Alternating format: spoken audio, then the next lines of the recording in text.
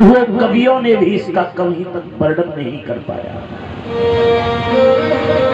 माँ के हृदय में जो अगाध प्रेम है, माँ के हृदय में जो ममत्व है संतान के लिए, उसका भला कौन बखान कर सकता है।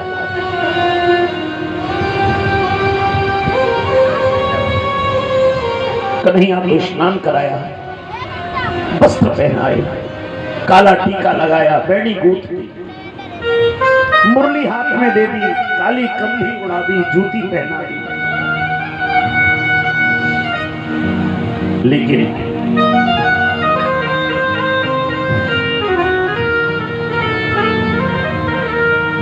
जैसी कन्हैया ने कहा मैया अब मैं जाऊं, मां के हृदय पर ऐसा लग रहा है जैसे किसी ने 1,000 महीधरों को तोड़ दिया हो, पर्वतों को गिरा दिया हो। बेटा और थोड़ी देर मेरी गोद में बैठ जाना। माखन लेकर के आई मैया ताजा, और माखन खिलाने लगी। कन्हैया एक बार और मेरे हाथ से माखन खा ले बेटा। माँ के हृदय में बालक के प्रति वो अगाध प्रेम होता है। कोई बालक अगर रात्रि के 2 बजे भी अपने घर में आता है, मुझे नहीं लगता कि घर का कोई मेंबर उससे पूछेगा कि तुझे भूख तो नहीं लगी। लेकिन अगर मैया जाग रही है तो मैया ये जरूर पूछेगी बेटा तू भूखा तो नहीं है। अगर तू भूखा हो तो मैं तेरे लिए भोजन बना दूंगी। और माँ कितनी भी वृद्ध हो जाए, अपने पुत्र की सेवा करने के लिए सदैव तैयार रहती है। आज मैया यशोदा कहती एक बार और मेरे हाथ से माखन खा जा मेरे लाल। माखन खिलाया मैया ने। मैया का मुख चूम कर कन्हैया खड़े हो गए, और जैसी सीढ़ियों से नीचे उतर के आ रहे, आंगन की ओर जा रहे, मैया को लगा कि अब कृष्ण गया तो और तेज रोने लगी। तब नंद बाबा ने आकर के ढाढ़स बंधाया, कंधे पर हाथ रखा और कहा अरे भगवान क्यों रोती हो। आज नंद बाबा ने वह बात कह दी जिसको सहन करने की मैया में क्षमता नहीं थी।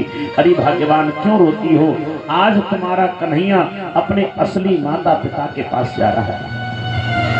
इतना जैसे कहा बंधुओं, मैया तो धड़ाम से पृथ्वी पर गिर पड़ी। क्या कहा मेहर, इसका मतलब कृष्ण मेरा पुत्र नहीं है। हाँ भगवान कृष्ण तुम्हारा पुत्र नहीं है। कृष्ण तो यशोदा और देवकी, महाराज कृष्ण तो देवकी और वसुदेव का पुत्र है। अब तो मैया तुरंत खड़ी हुई और 7 सीढ़ियों से उतरने की बजाय छलांग लगाती है। कन्हैया एक पल के लिए रुक जा बेटा, एक पल के लिए रुक जा। मैंने तो तुझे बड़े कष्ट दिए हैं, एक बार क्षमा तो मांग लूं तुझसे। सीढ़ियों से लुढ़कती हुई नीचे आई। कन्हैया रथ पर चढ़ने ही वाले थे। कन्हैया ने जैसी रथ पर चढ़ने की चेष्टा की, पीछे देखा मेरी मैया गिर पड़ी। कन्हैया दौड़ कर आए, मैया ने कृष्ण को अंग में भर लिया, मुख चूमती है बेटा मुझे नहीं मालूम था कि तू मेरा पुत्र नहीं है। अगर मुझे ये मालूम होता कि तू मेरा पुत्र नहीं है, मैं तुझे ऊखल से नहीं मानता,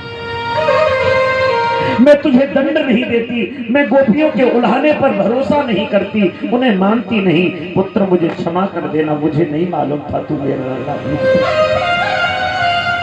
मां रो पड़ी। कन्हैया अब मुझे लगता है बेटा, प्रतीत होता है कि तू कभी लौट कर नहीं आएगा। बेटा ये यशोदा आज तुझसे एक बार हाथ जोड़ करके निवेदन करना चाहती है। कन्हैया ने तुरंत मैया के हाथ पकड़ लिए। माँ ये क्या कर रही हो आप, मेरे आगे हाथ जोड़ती?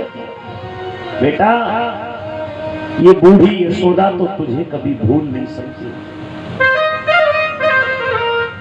ये बूढ़ी यशोदा तो तुझे कभी भूल नहीं सकती है। यद्यपि कभी समय मिले तो एक बार तू भी मुझे याद कर लेना। तो जो इतना बात इतनी बात कही, आज कृष्ण के नेत्र भी सृजल हो गए। कृष्ण रो पड़े और कन्हैया कहते मैया कैसी बात करती है, भला कोई संतान अपनी माँ को भूल सकती है? उस माँ को भूल सकती है क्या जिस माँ ने अपने रक्त का दूध बना करके उसको पिलाया? माँ से बड़ी ममता संसार में किसी की नहीं है। माँ मैं तुझे नहीं भूल सकता, सारे संसार को भूल जाऊंगा, लेकिन माँ मैं तुझे नहीं भूल सकता। माँ ये कृष्ण तेरा ऋणिया था, तेरा ऋणिया है और तेरा ही ऋणिया रहेगा। ये कृष्ण तुझे नहीं भूलेगा। इतना कह करके कन्हैया रथ में जाकर बैठ गए।